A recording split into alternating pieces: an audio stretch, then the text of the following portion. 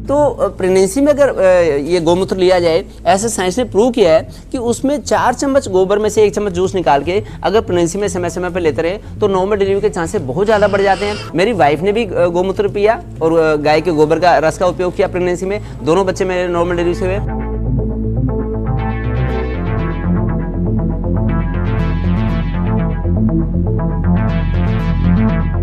अगर गाय के गोबर की हम बात करें तो इसमें विटामिन B12 प्रचुर मात्रा में पाई जाती है। विटामिन B12 हमें रेडिएशन से बचाती है। आजकल मोबाइल का रेडिएशन, एसी का रेडिएशन, फ्रिज का रेडिएशन, इन रेडिएशन से बाल झड़ते हैं जल्दी, स्किन में झुर्रियां पड़ती हैं, काली झाइयां होती हैं और फिर फंगल इन्फेक्शन सोरियासिस के चांसेस बढ़ते हैं। इनफर्टिलिटी तक हो सकती है, कब्ज की शिकायत तक हो सकती है। तो हमें रेडिएशन से बचाने के लिए अगर विटामिन B12 हमें प्राकृतिक संसाधनों से मिलती है तो हम क्यों ना उसका उपयोग करें।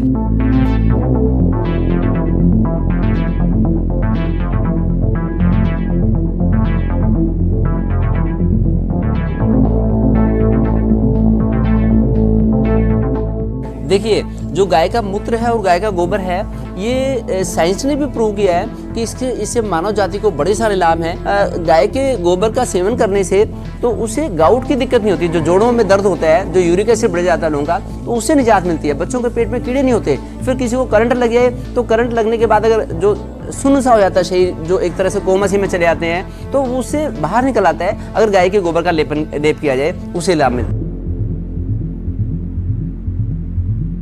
अगर एक डिलीवरी की हम बात करें तो प्रेगनेंसी में अगर ये गौमूत्र लिया जाए, ऐसे साइंस ने प्रूव किया है कि उसमें 4 चम्मच गोबर में से 1 चम्मच जूस निकाल के अगर प्रेगनेंसी में समय समय पर लेते रहे तो नॉर्मल डिलीवरी के चांसेस बहुत ज़्यादा बढ़ जाते हैं। क्योंकि हमें तो इसका खुद अनुभव है, पर्सनल अनुभव है। मेरी वाइफ ने भी गौमूत्र पिया और गाय के गोबर का रस का उपयोग किया प्रेगनेंसी में, दोनों बच्चे मेरे नॉर्मल डिलीवरी से हुए। तनी पड़ी मेरी 5 बहनें हैं, उनके 2-2, 3-3 बच्चे हैं, उनकी नॉर्मल डिलीवरी हुई।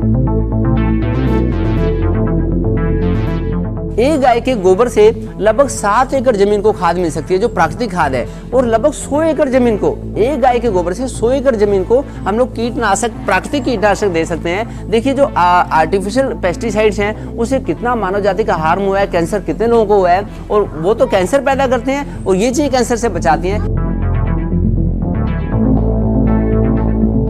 मैं पिछले 15 साल से मच्छरदानी में सोता हूँ। गर्मियों में जितनी मर्जी गर्मियों में पंखा नहीं चलाता, एसी नहीं चलाता, कूलर नहीं चलाता, बॉडी में एसिड नहीं बनता। एकादशी के व्रत वाले दिन हम थोड़ा सा गाय के गोबर का सेवन करते हैं।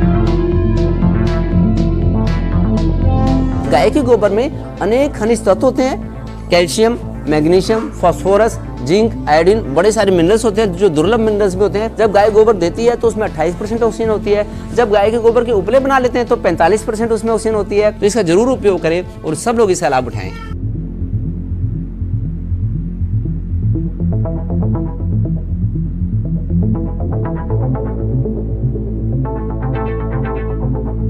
अभी तक कोई इस चीजों का साइंटिफिक प्रूफ नहीं मिलता है, और जब तक कोई चीज का साइंटिफिक प्रूफ नहीं मिलता है तब तक इसके बारे में कहना मुश्किल है। वॉटेवर चीज जो एज ए एक्सक्रीशन सिस्टम से बाहर निकलती है, वेदर इसे काउ डंग या फिर काउ का जो यूरिन है, वो एक एक्सक्रीटरी सिस्टम से जब बाहर निकलता है, इसका मतलब वो एक वेस्ट प्रोडक्ट है। और वेस्ट प्रोडक्ट अगर वो यूजफुल होता तो डेफिनेटली बॉडी में रहता, कहीं यूज आता, बट मुझे नहीं लगता कि वो ह्यूमन बीइंग के लिए किसी तरीके से फायदेमंद है। लेकिन यस, ये एक रिसर्च का विषय है।